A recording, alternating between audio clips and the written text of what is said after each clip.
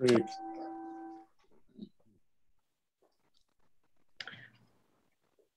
All right, sir, we are all set. Okay.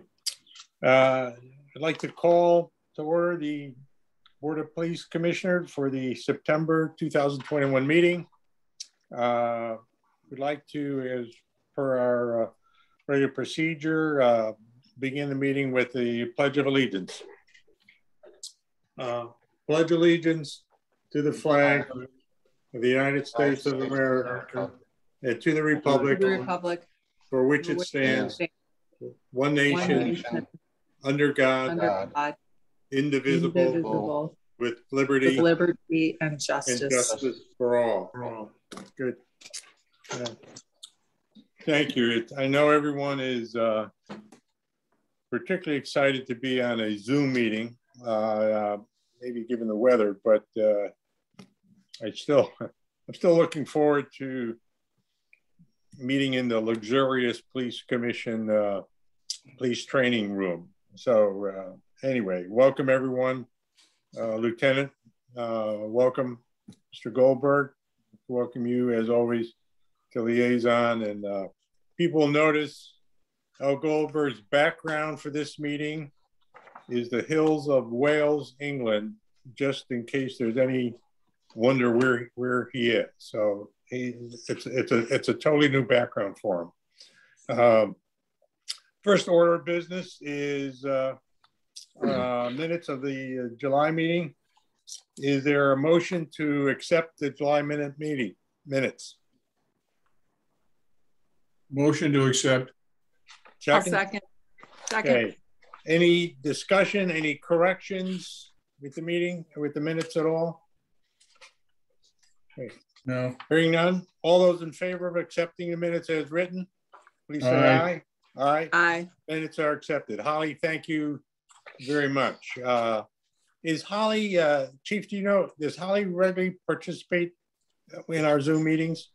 There's currently 3 residents participants on, and I think maybe somebody like to make a public comment.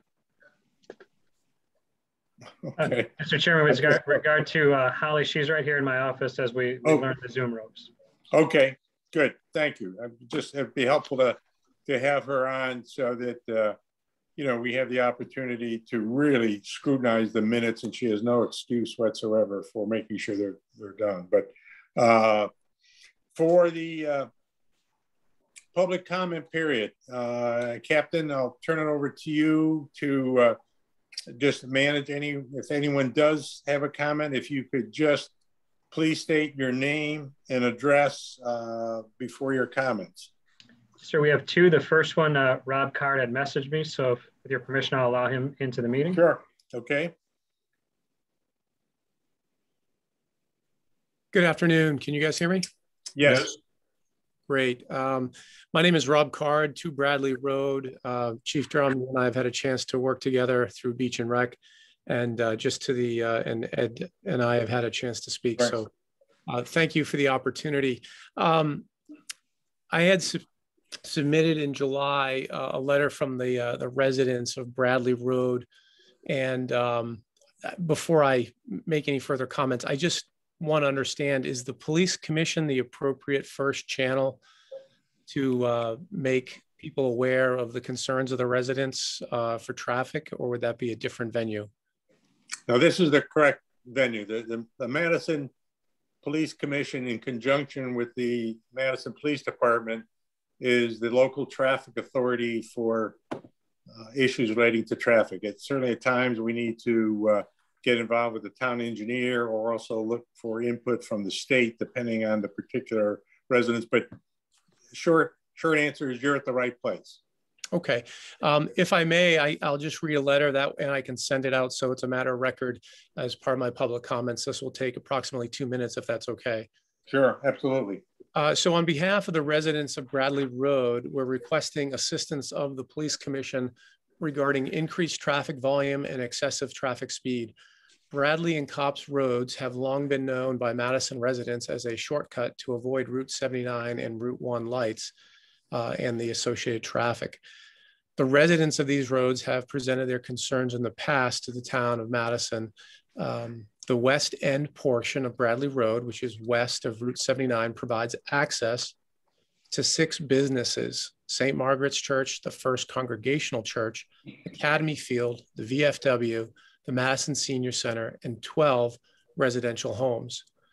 Copps Road and Bradley Road may be designated, quote, throughways, end quote, and that they are connected to 3 state highways: Copps Road to Route 1, Bradley Road to Route 79, and Copps via Fort Path connects to Interstate 95. The west end of Bradley Road and Copps Road is a 2-way, single-lane, no-passing, narrow, winding, quote-unquote, commercial road that becomes a neighborhood. There are no sidewalks on Bradley Road after the commercial portion of the road where it ends, west of the Senior Center. Now with GPS, traffic flow, crowdsourcing apps, visitors and commercial drivers such as FedEx, Amazon, UPS, construction vehicles, and subcontracted shipping drivers have learned of Bradley and Copps roads as a shortcut. And as a result, these roads have experienced a significant increase in traffic volume and speeds based on residential reports. The implication of increased traffic volume and excessive speeds is the overall safety for residents, vehicles, pedestrians, and cyclists. As residents, we've observed and have participated in daily near collisions. Traffic has increased, specifically delivery, commercial, and construction vehicles. Speeds consistently exceed the posted limit. Vehicles fail to come to a complete stop at Bradley and Academy and Bradley and Copps roads. Daily near collisions are observed at the intersection of Bradley Road and Copps Road. Senior Center members routinely experience near misses while crossing to the Senior Center. Excessive speeds are routinely observed heading north and south on Copps Road, and high-speed turns off of Copps Road onto Bradley result in crossing the center line into oncoming traffic. Several enhancements have been made at the east end of Bradley Road, that would be east of Route 79, to address traffic volume and excessive speed. Sidewalks were increased and stop signs were added. The west end of Bradley Road experiences heavy traffic volume with no additional support for the residents or pedestrians that use Bradley Road.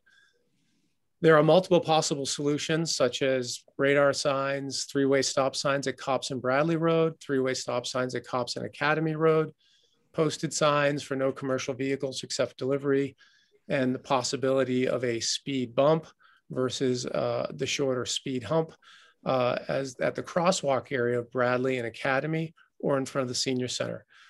We, the residents of Bradley Road, are requesting your expertise and guidance on how Bradley Road West may effectively reduce speeds and traffic flow. We would ask for a brief meeting with residents to hear your suggestions and how we may be able to support a collaborative approach to an agreeable and reasonable solution. So those are my public comments. Thank you very much to the entire commission for your time and allowing me to present this to you. Rob, thank you very much. Certainly it was a comprehensive, thoughtful assessment of the concerns that you have. One of the things that we've established over a period of years is when an issue like this comes up, it's incorporated into a traffic log maintained by the police commission, and Commissioner Cartledge has some direct responsibility for just updating and maintaining the status of that log. So it is something that there are sometimes multiple issues that, including solutions, but now that we are, quote, visited with the concern that you have, unquote, we will incorporate it into, our review and assessment of that particular neighborhood. Again, sometimes, as I said, this might take both the direct expertise and assessment within the Madison Police Department, as well as when you're talking about or measuring specific sight lines.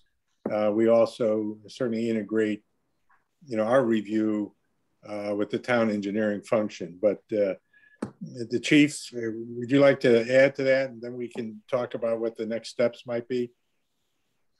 there's probably some applications we could put that would somehow slow the traffic, but there are some challenges to that road, Mr. Card. I'm going to go from the west and I'm going to move my way to the east. And the west, where they come up over Cops over that hill, the sight line is not sufficient for them to put a three-way stop there. So that best we could do a two-way stop, and perhaps some sort of warning device on for the crest of the hill. That may work. It's very difficult because we're dealing with driver behaviors. As we move further across past your home and heading towards the senior center, we do have the crosswalk with advanced signage there. Once again, driver behaviors. When I get to the intersection that you speak of with the major route, one of the dynamics is that you have a restaurant, you have a dry cleaners, you have this church, you also have the senior center, which all regularly receive deliveries by way of commercial vehicles. So I understand your concerns, and most certainly we'll do what we can to work with it. We'll probably end up doing another study on it, but I think right now what's probably the most readily available in lack of obviously more than a patrol vehicle presence is the speed signs. They seem to work for us in this type of situation. The road is short. It's also difficult to do enforcement on, as well as Route 1. So I'll get back to you on this. What I will do is make an application for another stop sign on the southbound on Cops, and then with a sign that says traffic does not stop in the oncoming direction. That will assist when people pull out of there a little bit better. That's going to be an education of the public. As I said, we have to modify people's driving behaviors, which is a very difficult challenge. At this point, that's what I think the best application we can make towards that with the resources that we have. But I'd be happy to talk to you or your group or the neighborhood group at another time at your convenience. Well, thank you very much. Yep. Tom, anything you need to add? No, I just one question, Rob. Did you say that you had submitted something earlier this year? I've sent an email, so that's on file. That was back in July. Yeah. Who did you send that? Who did you send that to? I think it was to me.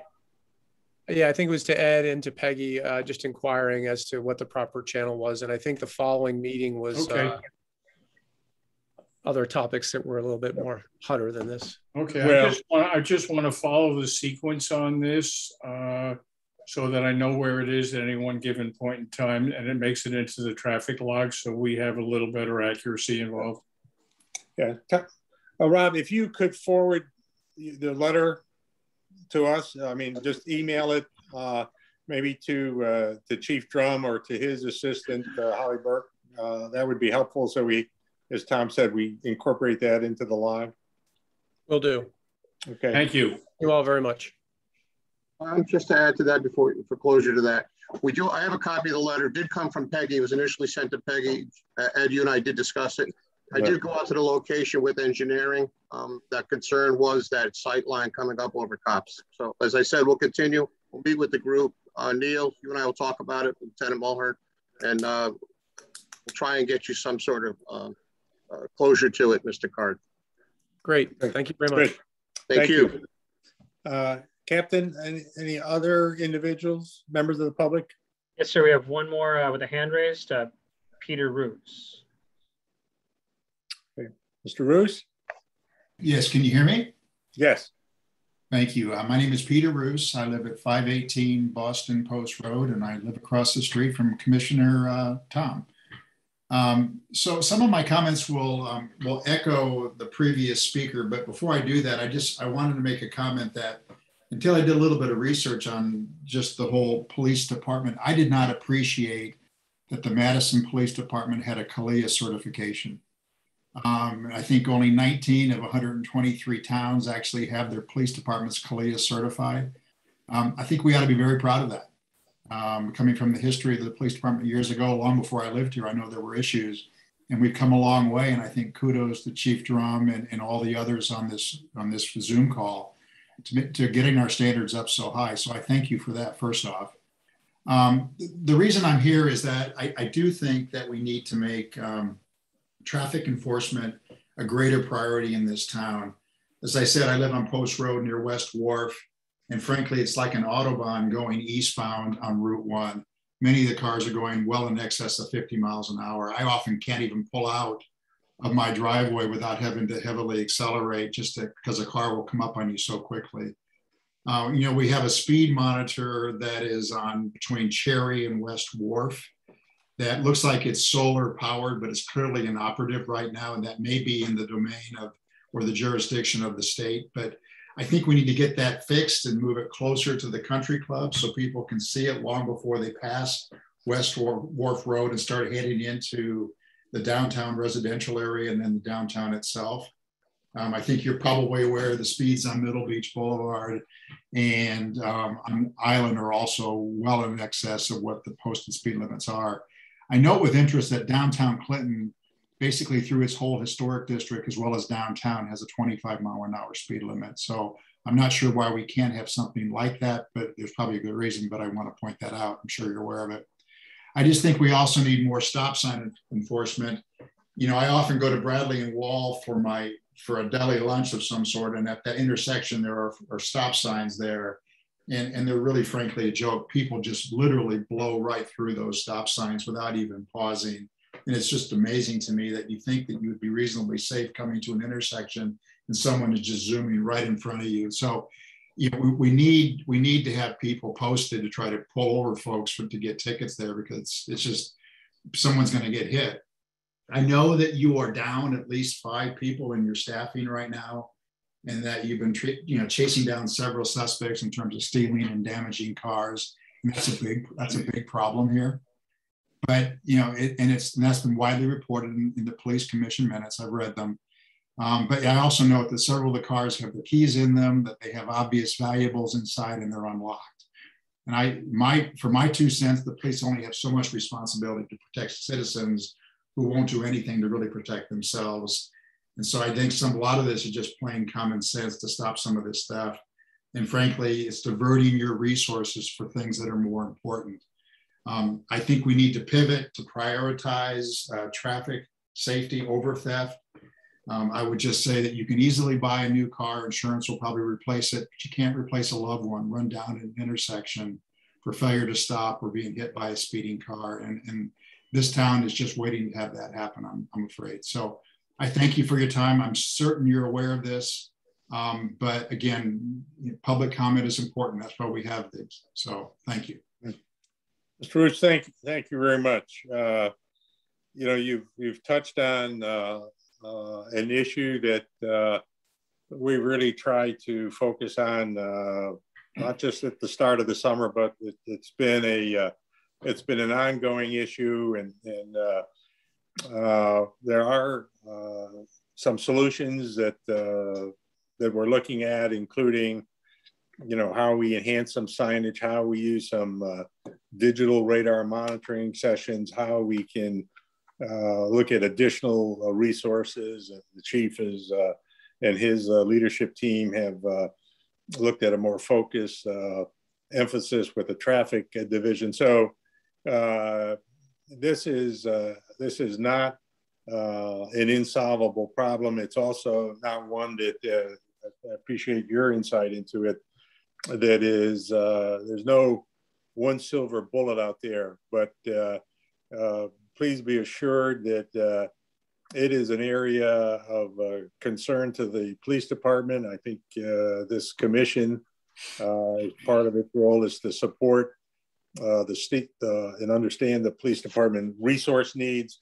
And so we're prepared to do that from both additional operating resources in terms of patrol staff, and also capital resources in terms of certain upgrades in technology, including traffic monitoring, which has seemed to have an effect. It's a matter of do we have enough of those pieces of equipment? How do we move them around so that they're most effective in areas we monitor? And the patrol leadership focuses on specific problem areas. the chief also touched on, you know, the area that we're just going to continue to grapple with, and that is drivers, whether they're coming off of kind of a 75-mile-an-hour commute on 95, that they, you know, they translate that velocity sometimes into Route 1 or some of the side roads. The cars are quieter, they're more comfortable, and, you know, you can get up to 40 or 45 miles an hour pretty quickly when you are on a straightaway, be it Island Avenue or Bradley Road or Wall Street. So appreciate your remarks. It is an area we will continue to focus on. We think it's a key part of, you know, kind of dealing with the environment in Madison, to say, you know, if Madison becomes an area where the South Central Connecticut says it is really one huge speed trap there in Madison, our reaction is, that's right. So slow down so you don't get caught, you know, by a patrol officer, you know, because, you know, we're committed to it. We're a shoreline community. We've got some wonderful, you know, picturesque side streets, and we're going to continue to try to enforce it. It is a absolute long-term battle, though, and I appreciate your support on this. Oh. Peter, I could add one thing to that, if I may, that it seems, for whatever the reason, that the fact that Route 1 has not been signed properly for lanes and recently paved to a micro finish, that a lot of people suddenly think they can go terribly fast and not really pay attention. As you and I know each other living across the street, and we both have the same degree of difficulty getting in and out of our driveway, which is exacerbated in the summertime. The one thing that I have found out in the last couple of days is it is expected that the post road is finally going to be properly lined and marked within the next 72 hours, weather permitting. So we're hoping that the addition of bike lanes markings and the proper individual marking for the middle of the road will cause some people just to think a little more solidly about how fast they're going, in addition to the suggestions Ed made, and the chief had his hand up and he's going to add to that in a minute. Good. Chief? Mr. Roos, I concur with you 110%. The two signs in the area, the one that you speak of going eastbound, the one going westbound prior to downtown, that's being moved up in the vicinity of your home after Cops Road. The one coming from the west is going to be moved up away from the Cherry Lane. It's going to be put prior to the golf course where they come around the curve there, and I call it the slingshot. Yep. One of the difficulties that we have, one, I'm impatient. And when I want something, I want it done yesterday, but unfortunately in government, that doesn't happen. A lot of the changes you see, the stop signs, Bradley and Wall, the stop sign is there. It took about 2 years to get it accomplished. It's very frustrating, particularly in government. So I just want you to know that we're working on it. When the resources, when I get back somewhat closer to what the schedule of officers I had, the cadre of officers I had last year, I'll probably pick up some of the enforcement in your area. You'll see us sitting in somebody's driveway. I know my commissioner will certainly allow us in his, or by the church. But we're working on it. We're trying. I'm using the tools and the resources that they give me. So it is front page for us. And I also concur, we're very proud of our agency. I work with great people in a great town. So at some point, I'm going to get that accomplished for you. I just can't tell you it's going to happen tomorrow.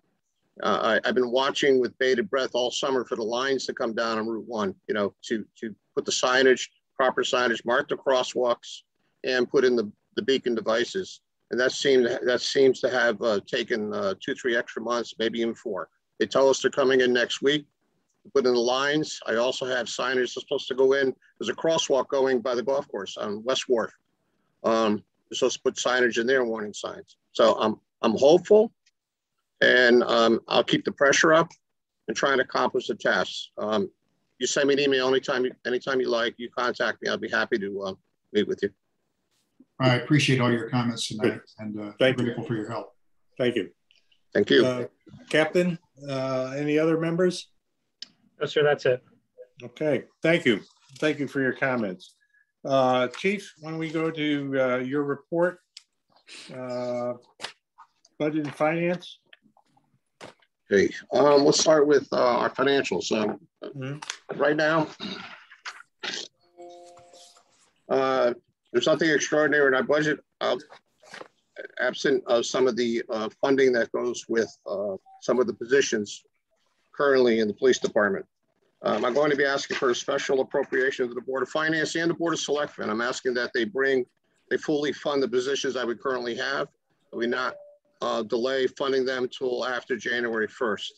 So I'll be making that request to the Board of Selectmen and to the Board of Finance within the next 3 weeks. In addition to that, I'll be making the request for the additional signs that I need so that I could address some of these concerns we hear weekly or monthly from concerned citizens during these meetings.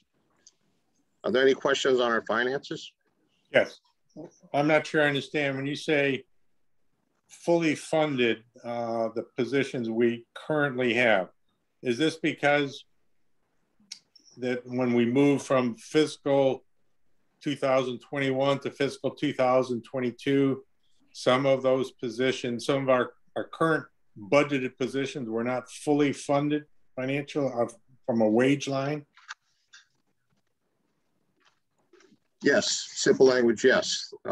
I guess post-audit they will be, but I'm gonna, I would like them to do it as soon as possible because we're going into the next budget year. We'll be forecasting our what we're gonna be requesting for next year. I am gonna be making requests for additional officers. So I have such things as enforcement throughout the town on a regular basis for, traffic. Mm-hmm. You know, we've had discussions for, several months about, as we've looked at some public concerns and comments about certain resources available. What might be helpful, Chief, is going into October meeting with the commission, if we could look at a summary of here are, and I know you started this analysis, so I know this is not something you're not aware of, but if we could look at kind of a full sheet of here are the patrol resources that we think are needed to really meet some basic public safety and traffic management issues that we're facing. These are not resources that we're going to add, wild new services. These are to meet some of the basic cores that expectations that have grown incrementally about speeding, about traffic management, about some flexibility in dealing with public concerns or public issues.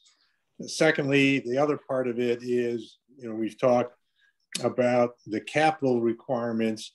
You shared with us in the past that these digital radar stations are expensive. There's some cost to maintain them. On the other hand, particularly if we conclude that we want them to be mobile so that we can move them to different locations in town, depending on the issues or the season, we can move them to, an East Wharf or an Island Avenue or a Middle Beach or, a Bradley Mall or a Green Hill. But so if we could put those two pieces together, have that discussion as a commission, so make sure we're fully vested in it. And then as we get into the budget season, if that's the right word, and start to have the budget workshops in November and December spilling over into January, we as a commission can really be engaged in, if there are discussions are necessary with the Board of Selectmen or the Board of Finance, we kind of have our package request that we as a commission have vetted and endorsed and understand, and we can move forward in a organized, supportive way to say, this is what the police commission, part of our responsibility is to assure the department has the right level of resources.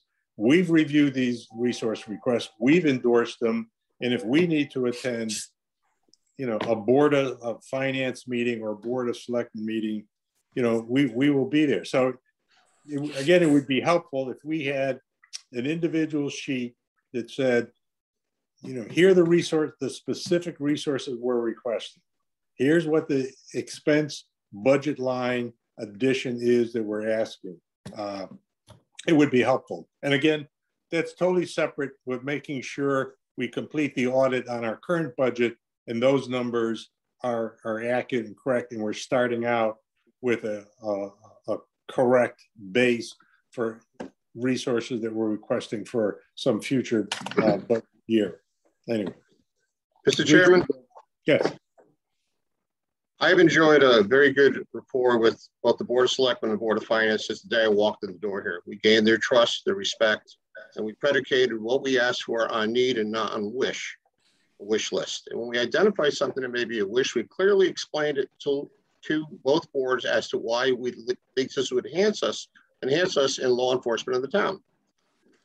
I'm like a broken record year after year when I go in and make my pitch for the additional officers to bring us what I believe is the full strength that will accomplish all the tasks and most certainly reduce people showing up at meetings telling us their dilemma, which I understand. I've been a team player with this, that, hey, can you go without it this year, Chief? Can you pass on that, Chief?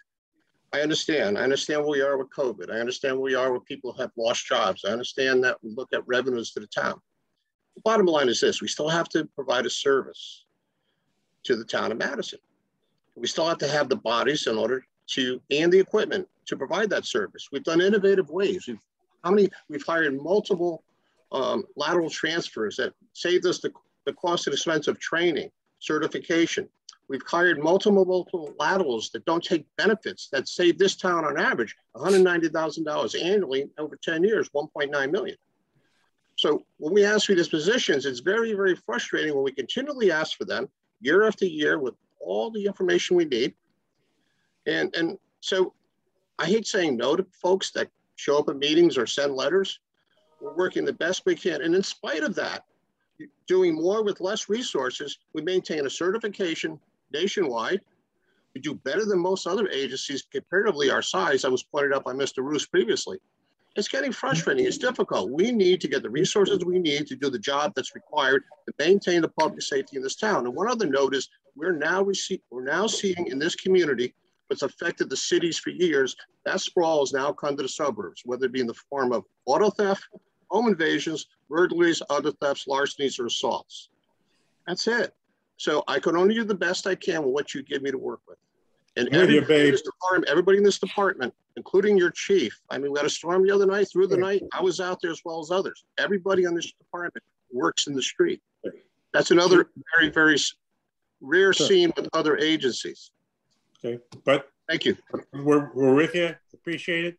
What we're talking about is, how do we organize that and deal with the frustration that we are often near I won't use the word crisis, but a real stressful situation when we have one or two officers out for an injury or an illness. So what we're going to do, what I think we need to do, is kind of organize our request and assure that we've got certainly this commission has some articulate, persuasive individuals and make our case. So I'm with you. I understand your frustration. As you said, we've got some officers that we know, any number of them that we've had more than their fair share of canceled birthdays and vacation plans. So, we've got to get to this point where we kind of readjust what resources we have, or candidly, we're all frustrated, telling the public we don't have the resources to do that. We cannot provide that level of service that you think is reasonable and we think is reasonable, but we only have 2 officers on that shift, and one of them is at a domestic and the other one is investigating an accident. So I'm confident. I think, Al has been very helpful and supportive. I think other selectmen have voiced their support. So, I think this is a year that, again, if we present our request in an organized, cogent way, I think we can be successful. Or, this is not going to be a year where we're going to push it back. If it's, we're going to need to call the question, and including, okay, we want the selectmen or the Board of Finance to take the vote on our request. It's either yay or nay, but we're not going to withdraw the request because this is not a good year to make the request. So actually, Ed, just the one thing you just said, if I don't want to interrupt, but to correct you, but there should never be a nay vote from the Board of Selectmen or the Board of Finance in relation to what we want today. We've gotten nay votes in the past, and it seems like many times it's just political. We're past that now. We have too many residents making regular complaints about things that could be fixed if it was Guilford, who had 30 plus cops. We don't have the staffing we've needed. You and I go back with Marietta longer than anybody else here. I can pull minute meetings from 10 years ago when the chief came on board that say the exact same thing tonight's minutes are going to say. When does the Board of Selectmen endorse what we're doing because they appreciate it? When do they stop saying do better with what you got because you do a hell of a job? I mean, seriously, Al, you've heard me take you to task as a professional on the Board of Selectmen for a long time. And you routinely say, yes, you and the board are looking into it. But the net is when it comes to a vote, we're still operating on the back end of the deal. And it really, I mean, we've had more residents speak to the chief, come to meetings, send emails in the last year than we've had in the previous 5 years. And there's a reason for that. They are worried and concerned about personal safety, about the fact that the department does not seem to be able to do its job, not because they're not capable or professional, they physically don't have the resources. We got, Al, there's been a whole bunch of reasons why, and I got to say, none of them work anymore. Yeah. Well, what's the best way for us as a commission to officially endorse the chief's request? Like, is there something in writing? Is there like a formal process for this? Or is it just showing up at the Board of Finance or the Board of Selectmen meetings? What's the best way to do this? May I? Sure. Okay, this message has to be heard throughout this community. If you take the budget that we had the day I walked in here in January of 2010 and do a comparative analysis to where the budget is today, and you take the HR component of the money we saved, the budget is less than it was the day I walked in. It's very frustrating when I go to meetings and they look at me like, you want what?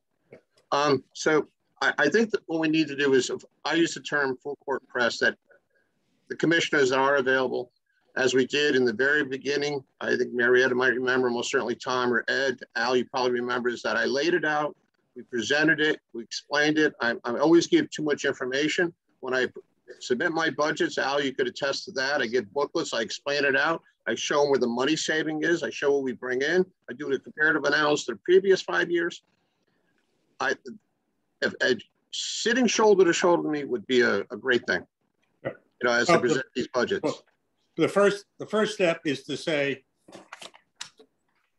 here's what we need. Dollar specific, here are the specific resources. This is what the budget impact is going to be. And I think once we have that, and we've had a chance to review it and understand it and endorse it as a commission, then as the chief said, it's going to be presented next Thursday at the Board of Selectmen meeting. They're going to be discussing the budget. We can coordinate it with Al in terms of how do we best to get that message through? If it means attendance or testimony or a request that is signed by all 5 commissioners, there's any number of ways we can do it. But I'm confident that, you know, this is a year based on, as Tom mentioned, the public upswing.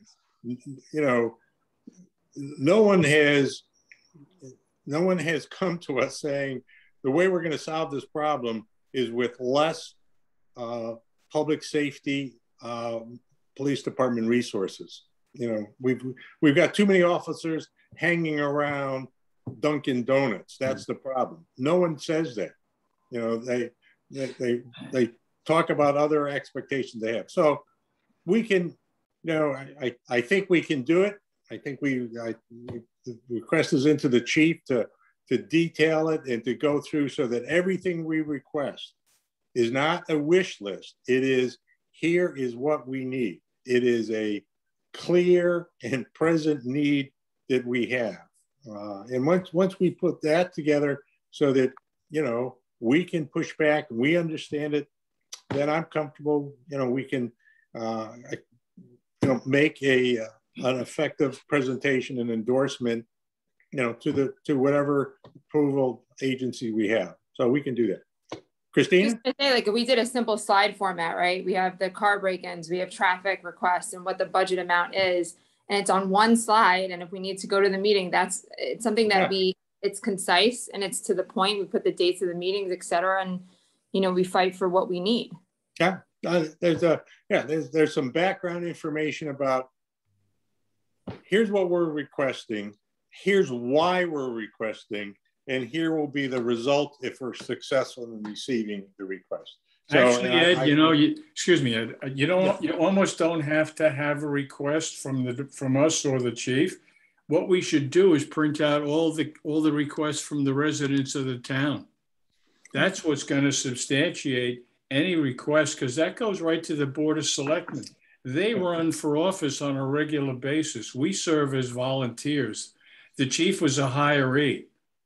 These people are in front of the public all the time. And every couple of years, somebody says, vote for me. How about we give him a reason for the town to support voting for him? Yeah, but look at residents, people I want less speeders. I want traffic management. You know, I want signs put up at a reasonable time. I want effective enforcement. It's our job to say, to do that, you need 2 more officers, you need an additional capital budget, you need a more responsive support. So we're best prepared. The chief is at the tip of the spear here. The chief is best prepared to say, to do that based on assignments, 134 miles of road, the fact that there's resident density in these areas based on, you know, car theft or car break-ins, here's what it's going to take. So I think we need to take a step back, let him put that request together for our next meeting. We can review it, make sure we understand it. And then it's, as far as I'm concerned, it's ready for prime time. And again, we can work with Al to say, you know, this is going to be a very transparent process. I mean, we want the Board of Selectmen is aware that we are likely coming in with additional resource requests. And again, they've got their elected responsibility to manage the overall town budget. We've got our responsibility to recommend what the police department needs. School system, they've got their own accountability and format. But, you know, why don't we, you know, give the chief a chance to put that information together? And certainly we can use some of the data that Christina, you mentioned in terms of whether it's, you know, traffic break-ins, that we can certainly put together the traffic safety request, Tom, in terms of number of requests of people at meetings. Some of those are more than anecdotal stories, but let's give the chief a chance to organize his material so that, you know, we can discuss it at the next meeting. Chief, next item on, now that we've sped through the budget, Al? And if I could just get the last word in here, I'd like to I'd like to articulate what I think the recipe for success is. I think, as the chief suggested, we need a very logical, data-oriented presentation at budget season. And I think Christina identified some of the key kinds of things. I like the way Tom reminded us how important it is for to remind the elected officials how much the public is behind this request. I think the second key to the recipe is for the Board of Police Commissioners to unanimously vote on and get behind the budget. And the third recipe for success is for the police commissioners to, let me say it this way, as important as it is to show up at the Board of Selectmen meeting in January when we're considering the budget, I think it's even more important for the police commission to show up at the Board of Finance meeting when they consider the budget. I think history tells us that. I think the selectmen are acutely sensitive and understanding of the issues of the day that the police have to confront. So my recipe has those 3 steps in it. You've mentioned all of them tonight. And so I just wanted to endorse that. I think you're on the right track. Good.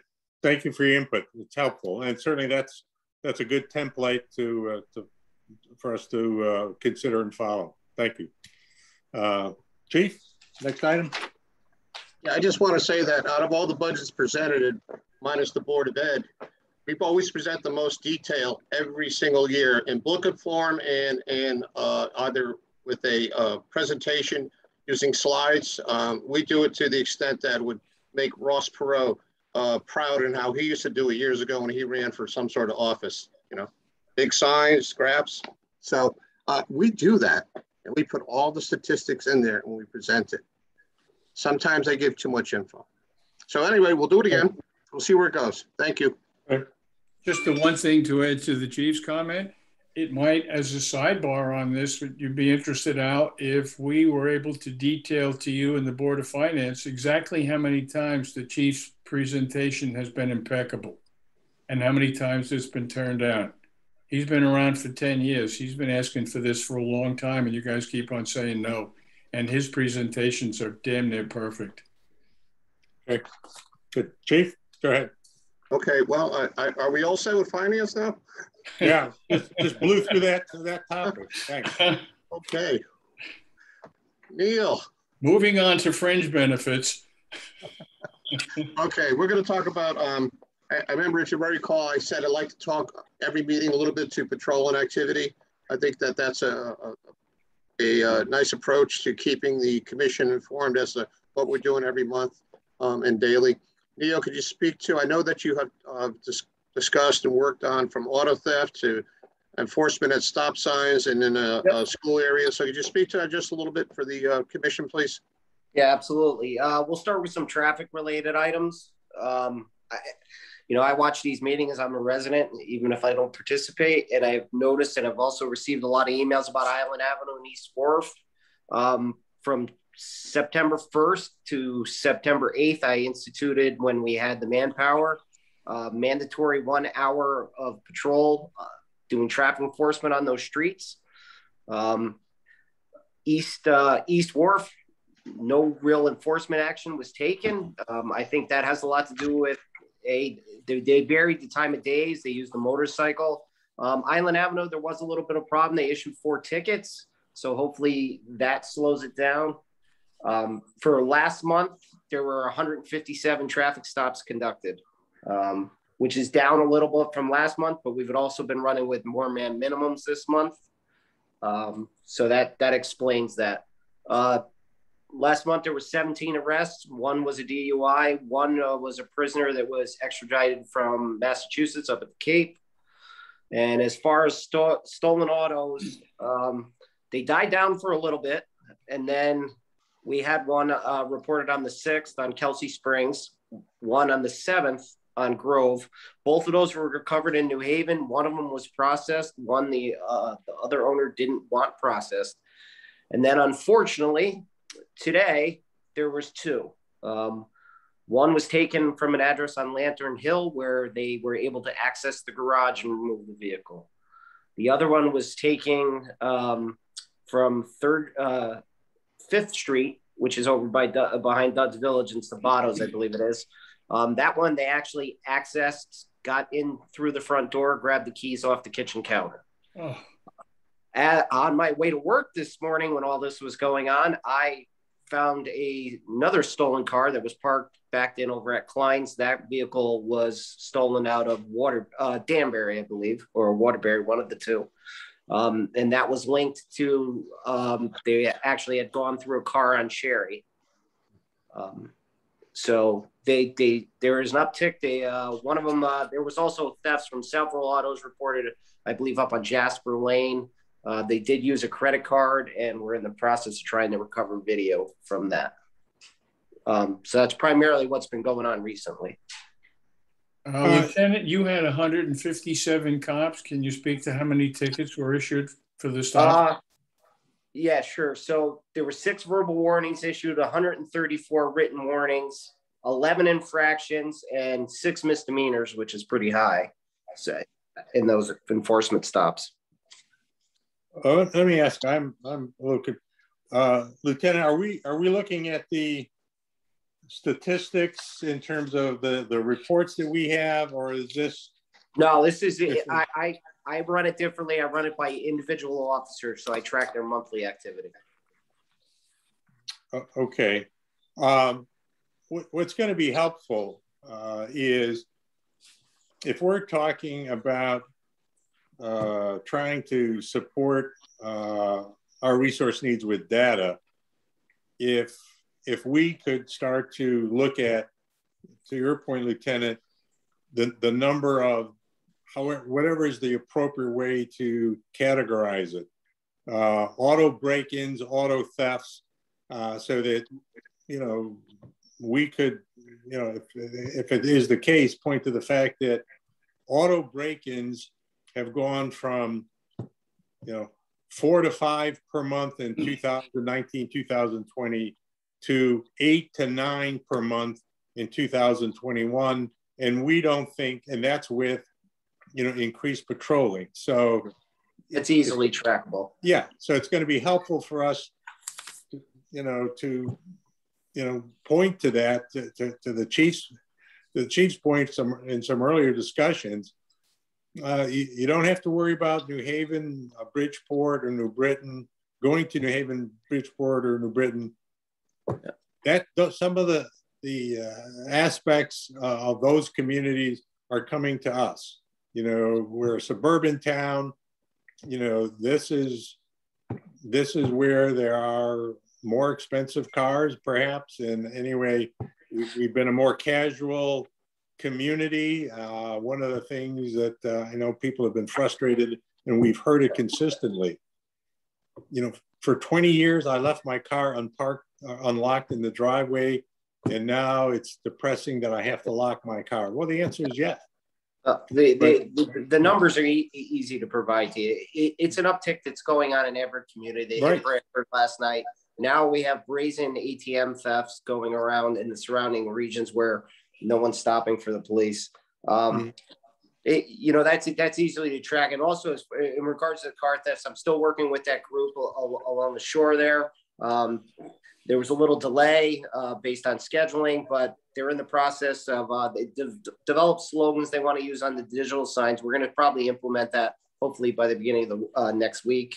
And they're looking to get some lawn signs printed. So that's still in effect. So hopefully, these signs will, the biggest deterrent that you can have to prevent any crime is people lock their cars. Yeah. This would all stop. They would not target us any longer if you simply lock your cars. I know you've met with some neighborhood groups. Mm-hmm. What's the reaction when you've held up this big common sense sign that says lock your cars? I mean, there can't be any frustration or disagreement about there. No, absolutely not. But then again, you don't want to victim shame people that don't lock their cars, but unfortunately it happens. No, a lot of them are, some of the members are prior victims who just want to educate their neighbors, and they realize that this will stop, these people will stop coming into their neighborhoods if we alter our behavior and lock our cars. Well, we appreciate your efforts. I know it's an ongoing challenge, and it's going to continue. I mean, there are some very, very bright, capable people who are working full-time to try to beat the system, whether it's stealing from ATM machines or getting into cars or using some other scam, you know, at a commercial establishment. I know it's just, you know, we're just chasing a lot of you know, efforts by other people who do not have you know, public safety or responsibility at the top of their list. So thank you for your effort. Next item. Thank you, Neil. Just a reminder that we all statistics annually are presented in the annual report, which comes out in January. Additionally, when we present our budget, all the statistics and the breakdown, all the crimes are reported to both Board of Selectmen and Board of Finance, and during the televised or in-person presentation. Neil, thank you. Just a quick question to the board, more of a poll. Do you like it when we have the different department heads come in and just speak to like the monthly, what's been going on? Do you appreciate that, like that? Yes, oh, yeah, it's great. Yeah, because it gives you an opportunity to speak directly to the person who's accumulating the data and ask a question. Thank you. Okay, we'll continue that then. Thank All right, you, Neil. Training, Joe Race. Sure. So as we got into August, our SWAT team in the month of August, instead of training, they engage in the 3-day Connecticut SWAT Challenge, which is a nationally renowned SWAT challenge that brings in teams from all over the country, including some from the military. They break up our team into 2 different teams, and they compete throughout 3 days through various challenges. So Sergeant Roy and Sergeant Hoffman participated in that. Our canine officers did their standard monthly training, and Officer Phillips finished phase 3 of accident reconstruction school, which was 80 more hours of training. And he is now, he's completed all 3 phases and is now a member of the South Central Regional Traffic Team. So we did a total of 160 hours of training. And then additionally, all officers this month reviewed our pursuit policy and did a stop stick test and practical application where they had to deploy the stop sticks for their supervisor at roll call. So that's not included in those hours, but that is extra hours that the officers all did spend training for the month. Thank you. Any questions for Captain Race? Nope. Okay. Move on to the traffic accident report. I'll handle that, Joe. For the month of August, there were 35 reported motor vehicle accidents with 6 involving injuries. The leading cause of motor vehicle accidents involved following too closely and unsafe movements. A lot of that involved people with a phone in their hand. There were 0 DWI accidents, 0 fatal motor vehicle accidents. Lastly, we did 4 assists to serious accidents for Connecticut State Police on Interstate 95, particularly during the weekends. Any questions? No. Chief, did we change the definition? Because if I look at this for speed enforcement, 2000 February, I'm looking at the numbers, February 2020, we had 4. In February of 21, we had 122. So did we change something else? On the traffic report, I'm speaking to the monthly combination. The 3-month that you receive every 3 months, the quarterly report has a running total. I believe that's what you're referring to. No, I'm not sure why it's in this document. I'm not sure why it's in this document in that print, but I could tell you that what I just read to you was the actual for the month of August. Okay. Thank you. Maybe somebody needs to go back. I'm looking at June of 21. Speed enforcement, there's 165. June of 20, there were 3. Something changed. I mean, some definition change, some statistics change. So, you know, I don't want to take the time now, but going from actually, we did discuss this previous. During COVID, stops were almost non-existent. explanation. Okay, thank you. Good, got it. Okay, Joe, special events? Yes, sir. So I will say this weekend is a very busy weekend. The next two actually in the town. This weekend is the JC's Triathlon. So I would say to anyone who is for our motoring public, anywhere between West Wharf and the center of town, there will be traffic delays between approximately 7 a.m. and 10 a.m. So everyone should be aware of that. There will be some detours, and the surf club will not be open to vehicle traffic until 10 a.m. So those parents that are dropping their student athletes off are told to use Lowry Field, and they'd have to walk across because there will be runners and bikers coming in and out of the surf club. All the coaches have been made aware of that, but that's something for anyone else who may not have gotten that memo, that there will be traffic and there will be some challenges getting people in and out of the surf club until at least 10 a.m. Later on 9/11, there will be a ceremony at the green at about 5 p.m. That shouldn't disrupt traffic much, but there will be a large crowd, hopefully at Memorial Town Hall for the ceremony. Then as we get further into the month, the Madison Invitational Soccer Tournament will be the 18th and 19th. There will be a lot of, I believe it's up to 65 soccer teams in town, so that will create a lot of traffic on those 2 days, which would be next weekend, the 18th and 19th.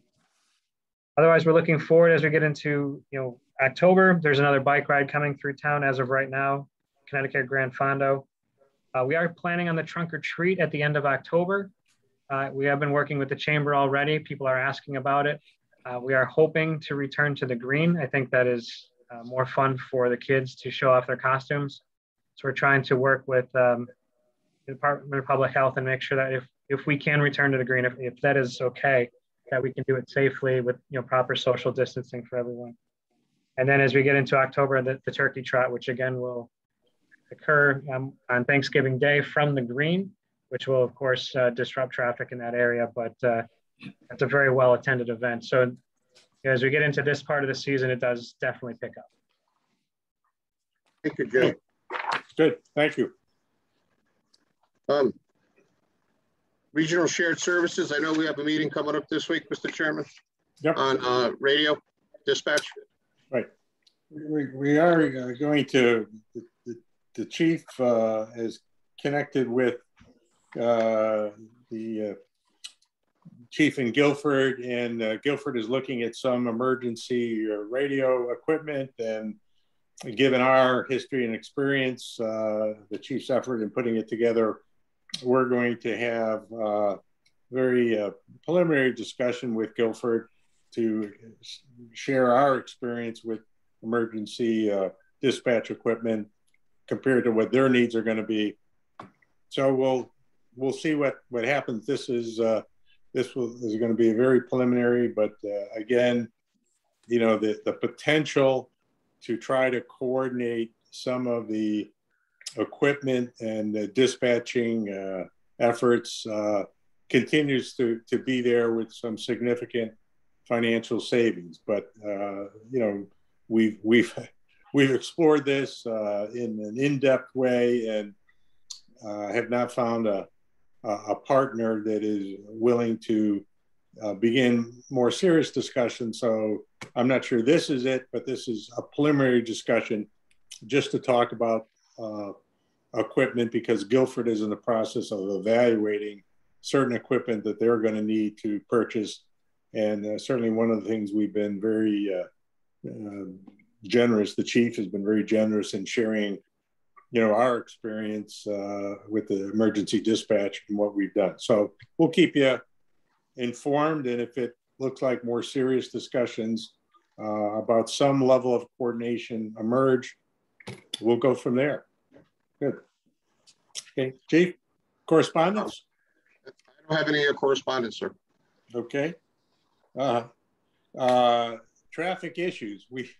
We seem to have drained that reservoir before we get to the topic on our agenda, but is there anything new that we need to cover with traffic? I think you touched on the paving for Route 1 already. Is there anything else we need to touch on, Tom? Tom, you've muted, you devil. How's that? I've been trying to stay more in touch with John to motivate him to do some things on a more timely basis. One of the things we were able to do was compile a list of some of the new signage around town where you couldn't see it for overgrowth. And John had a crew out about 10 days ago and managed to get a lot of it. The Beach Club trimmed out some signs on their own on Middle Beach at the intersection of Island Avenue. And the golf course has taken the responsibility for trimming the sign, which is at the intersection of West Wharf and one of the golf holes going across down by the restaurant. So we seem to have a little bit of success going for that. Motivating John is my New Year's resolution. Okay. Ambitious. Chief? Sorry. It's more an observation. So anyone notice anything again off Route I-95 and Route 79? Well, the lights are appearing. Let me see, we asked for that about 2.5 years ago and about 3 studies ago. Everyone has a holiday at some point. It's a Christmas present, an early Christmas present for us. When they're going to be fully implemented, Chief? I don't know. Oh, okay. But they're coming. I'm hoping soon. Okay. Well, progress is our most important product. Good. Thank you. New business. Chief, is there anything? I know certainly this kind of overlaps. Maybe it'd be helpful if you just alerted the commissioners in terms of the town policy. I think maybe it's already been published about either vaccine or testing for all town employees, including members of the police department. The town has instituted a town policy on COVID. Essentially, layman term, what it is that either you could elect to be vaccinated, you haven't been vaccinated, and you wish to now, they allow for that, and it will be paid for. If you just determine that you do not want to be vaccinated, then they ask that you submit bi-weekly to a testing process and provide information through HR. Essentially, that will take effect the second week of October. That's the current policy. Depending on what comes out of state government or federal government, I guess that's subject to change. Okay. Well, the president announced earlier today that employees with more than 100 people need to mandate vaccine. They also said any government agencies or contractors that do business with the government, there's no opt-out testing option. So I don't know how that applies to the town or the police department, but there's some stricter guidelines coming out from the federal government. Mm-hmm. Well, I think depending on the variant, I think you're certainly it's going to be an active topic in terms of either the vaccination or the testing. So, we'll see how this unfolds, but Madison and other communities are actively pursuing it. This is a policy that they've announced that the police department has town employees will be complying with. So anyway, stay tuned with it. Chief, is there anything imminent in terms of coming out of the police accountability or your engagement with some of these key task force that we should be updated on? Yes, before we get to that, Captain Ray, pronounce Sam's last name. Farrell. Okay, Sam Farrell. She joined effective tomorrow. She joins the ranks of the training academy for become a Madison police officer. You might recall we gave Sam a conditional offer. She was a former Amtrak police officer. Mm-hmm. So she starts training tomorrow for the academy. And we have 2 seats to follow with additional personnel. So that's part of the news. Liaison with state agencies, the Police Accountability and Transparency Act, and also the Racial Profiling Prohibition Project. We finally voted on and submitted back to the legislature recommendation of what motor vehicle stops would become secondary and what would become primary. It took a long time, a lot of discussion. I think we've somewhat agree as a group now that we'll move this forward. On the accountability task force, one of the subcommittees that's really, it's not stalling, it's just slow. It has to do with dealing with and accommodating those with special needs or those that are needing a psychological help. So it's very difficult. We're trying to address all the concerns that have come from different groups. You know, there's a lot of suggestions on the table and a lot of models that we've looked at from other states. It's working its ways, probably a little slower than I'd like to see it myself personally, but we want to make sure that we are inclusive. We do not respond to a request from a protected class or somebody with disabilities. Good, thank you. Commissioner comments. Tom? No, sir. Marietta? No. Christina? Nope. Ann? No comments. And I don't have any, we're just shy retiring commissioners this evening. I would really appreciate if you could give us another 10 minutes or so for the chief to update us on a pending legislation involving freedom of information in executive session. And Al, you certainly would be welcome to join us as well.